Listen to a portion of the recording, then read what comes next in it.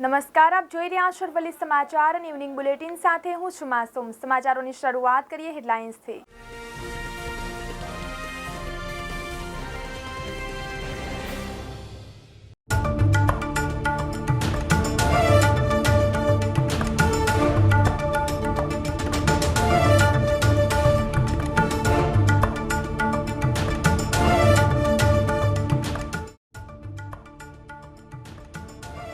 તાપમાનમાં 1 ડિગ્રીના વધારો, નગરનું તાપમાન 34.8 ડિગ્રી નોંધાયું।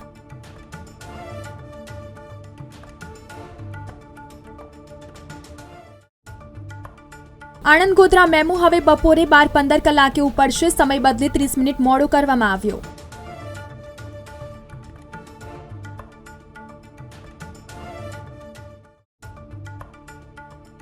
રક્ષાબંધન પર્વને લઈ જૂનાગઢ એસટી 50થી વધુ બસ દોડાવશે। રાજકોટ, સોમનાથ, ભાવનગર, પોરબંદર સહિતના રૂટ પર આયોજન।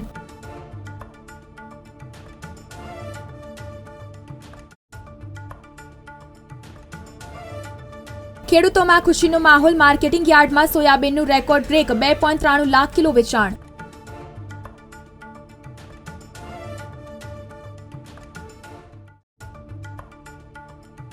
ગુજરાતમાં વરસાદનો 5મો રાઉન્ડ પણ ફેલ જશે, નબળા ચોમાસાની છે ભયાનક આગાહી।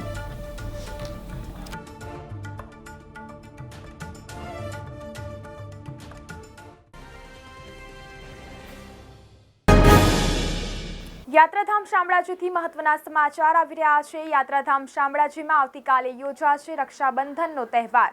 ભગવાન શામળિયાને આવતીકાલે સવારે 7 વાગે બાંધવામાં આવશે રાખડી।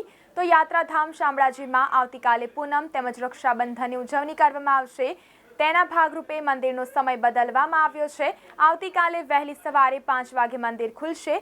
સવારે 5:45 કલાકે મંગળા આરતી, 8:30 કલાકે શણગાર આરતી થશે। તો સવારે 11:30 કલાકે ભગવાનને રાજભોગ ધરાવાશે।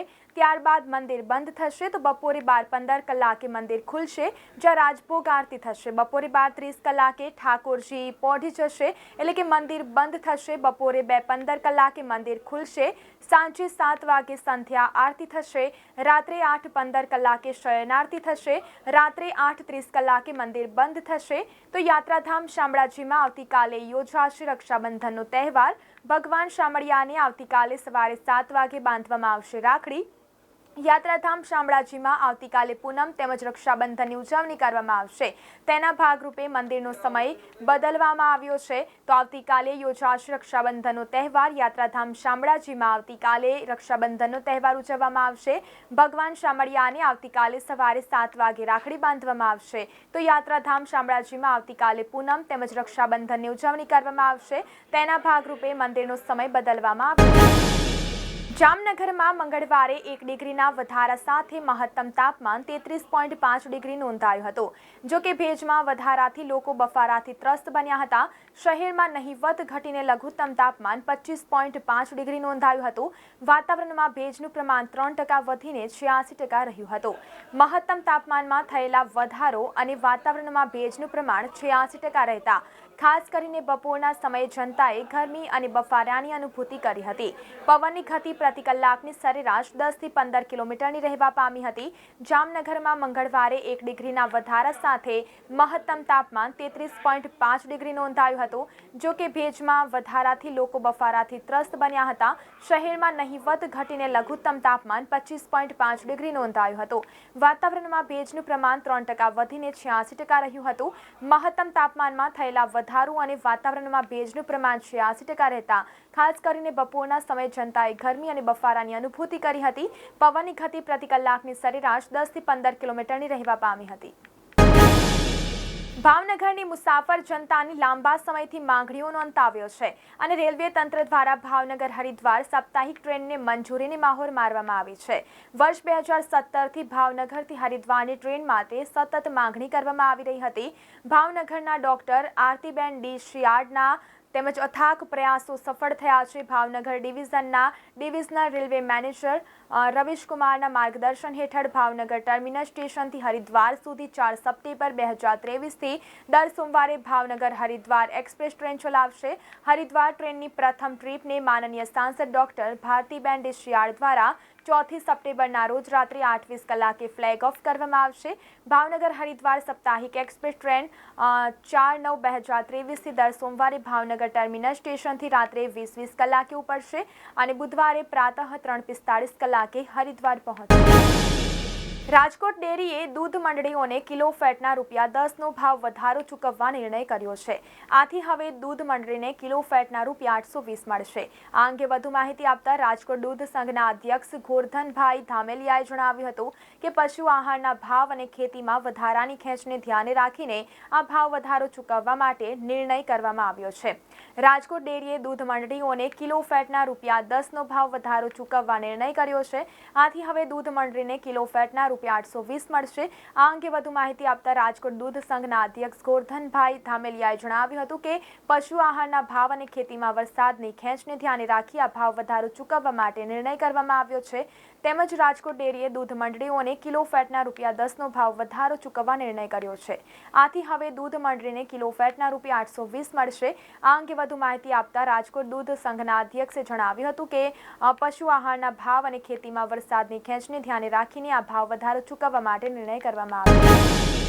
ગુજરાત વિધાનસભામાં મોટા બદલાવ આવી રહ્યા છે. ગુજરાત વિધાનસભા પેપરલેસ અને ડિજિટલ બનશે.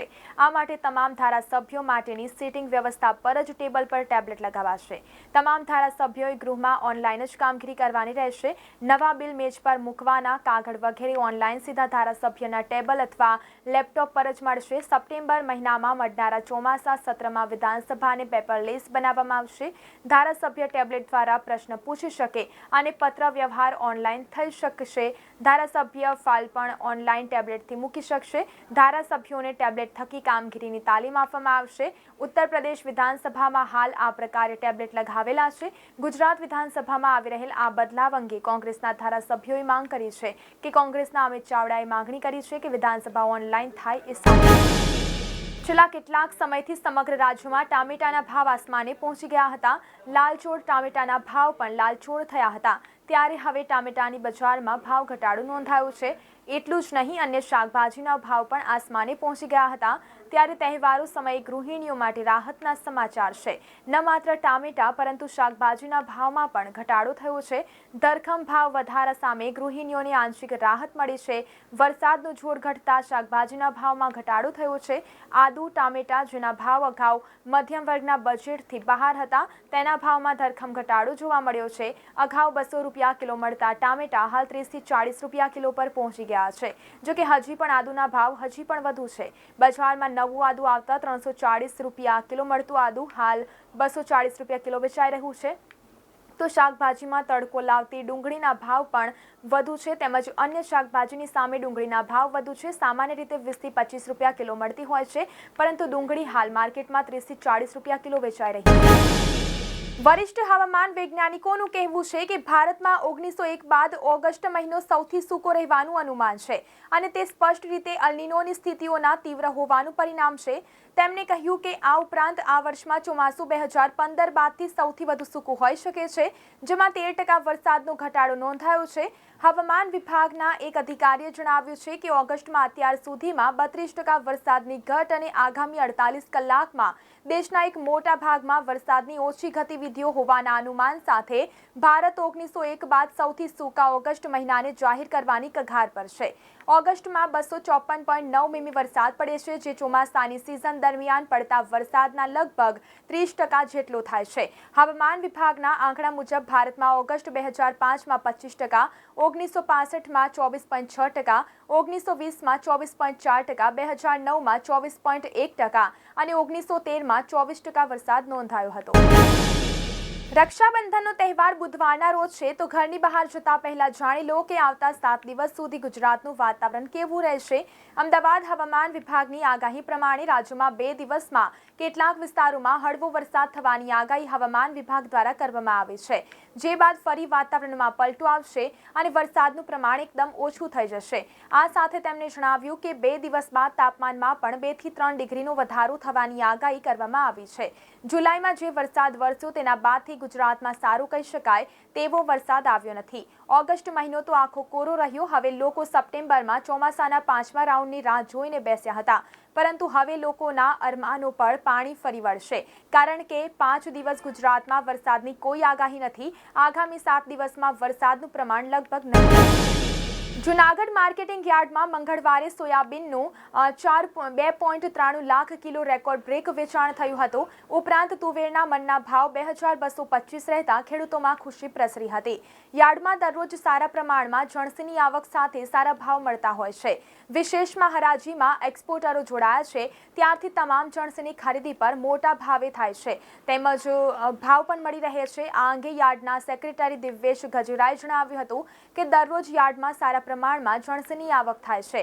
તે દરમિયાન સોમવારની રજા મંગળવારે યાર્ડમાં સોયાબીનની 2.93 લાખ કિલોની સાથે રેકોર્ડ બ્રેક આવક થઈ હતી, જેના મણના ભાવ રૂપિયા 900 થી 950 રહ્યા હતા. ઉપરાંત તુવેરના મણના ભાવ રૂપિયા 2255 સાથે 53,700 કિલોની આવક નોંધાઈ હતી. યાર્ડમાં ધાણા, તલ, ચણા સહિત જણસીની સારા પ્રમાણમાં આવક સાથે ખેડૂતોને ભાવ પણ સારા મળતા આનંદની લાગણી પ્રસરી છે. વિશેષમાં હરાજીમાં જ્યારથી એક્સપોર્ટરો જોડાવા લાગ્યા છે ત્યારથી તમામ જણસીની ખરીદી પણ મોટા ભાવે થવા લાગી છે. ભાવ પણ સારા મળવા લાગ્યા છે. આમ દરરોજ જૂનાગઢ માર્કેટિંગ યાર્ડમાં સારા પ્રમાણમાં જણસીની આવક થઈ રહી છે. રક્ષાબંધનના પવિત્ર તહેવારને લઈને જૂનાગઢ એસટી દ્વારા વધારાની 50 બસ દોડાવવાનું આયોજન કરાયું છે. આ ઉપરાંત જો મુસાફરો વધશે તો બસની સંખ્યામાં પણ વધારો કરવામાં આવશે તેમ જાણવા મળી રહ્યું છે. આ અંગે એસટીના ડિવિઝનલ કોન્ટ્રોલર આરપી શ્રીમાળીએ જણાવ્યું હતું કે 30 ઓગસ્ટ બુધવારે ભાઈ બહેનના પવિત્ર પ્રેમનું રક્ષાબંધન છે. આ દિવસે બહેનો તેમના વીરાને રાખડી બાંધવા જતી હોય છે, ત્યારે રક્ષાબંધનના પર્વને ધ્યાનમાં લઈને એસટી દ્વારા હાલ 50થી વધુ બસો દોડાવવાનું આયોજન કરવામાં આવ્યું છે.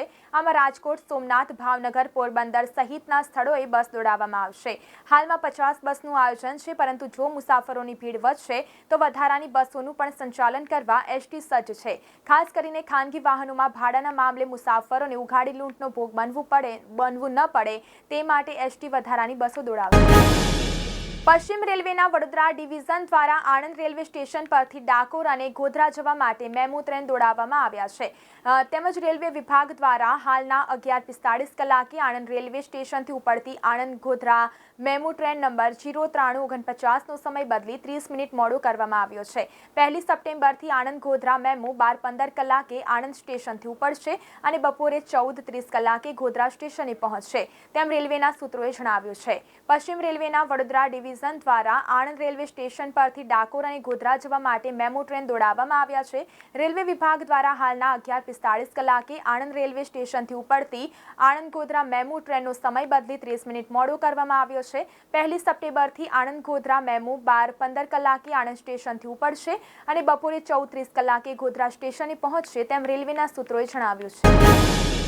ચાલુ વર્ષે વરસાદના રીસામણાને કારણે ગરમીએ સ્થાન જમાવ્યું છે, જેના પરિણામે શ્રાવણ માસમાં લોકોને ઘરની બહાર છત્રી લઈને કે રેનકોટ લપેટીને પેક કરી દેવાયા છે. વરસાદની ગેરહાજરી વચ્ચે ગરમીએ હાજરી આપતા છેલ્લા 24 કલાકમાં નગરના મહત્તમ તાપમાનમાં 1 ડિગ્રી વધારા સાથે તાપમાન 34.4 ડિગ્રી નોંધાયું છે, જ્યારે તેની સામે લઘુત્તમ તાપમાન 24.1 ડિગ્રી નોંધાયું છે.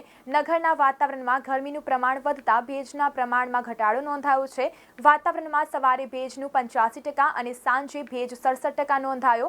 ચાલુ વર્ષે વરસાદના રીસામણાને કારણે ગરમીએ સ્થાન જમાવ્યું છે, જેના પરિણામે શ્રાવણ માસમાં લોકોને ઘરની બહાર છત્રી લઈને કે રેનકોટ લપેટીને પેક કરી દેવાયા છે.